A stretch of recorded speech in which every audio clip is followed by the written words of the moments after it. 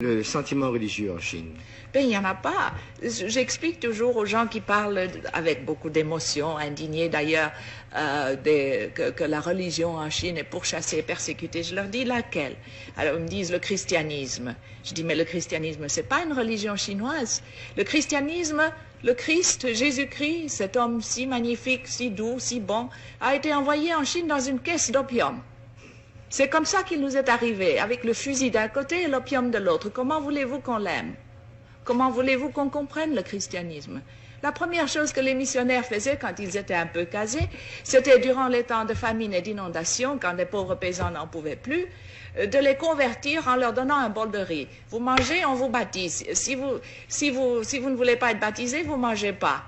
C'est ce qu'on appelait les chrétiens du riz. Comment voulez-vous qu'on aime ça? Et puis alors, ils achetaient à tour de bras des villages. L'Église catholique est devenue grand propriétaire terrien.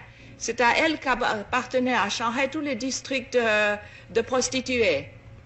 Comment voulez-vous qu'on respecte une église comme ça? Ça, c'est le christianisme. Et je ne parle pas du protestantisme, qui était tout aussi mauvais. Le bouddhisme aussi a été importé. La Chine elle-même n'a jamais pu évoquer, n'a jamais vraiment créé une religion. C'est vraiment extraordinaire. Elle a eu le moralisme avec Confucius. Elle a eu le taoïsme, qui est une chose très vague. Mais ce sont deux philosophies qui font du comportement moral humain la fin en elle-même. Il n'y a pas un ciel, il n'y a pas un paradis, il n'y a pas au-delà de la vie une vie meilleure. Ça s'arrête avec la mort.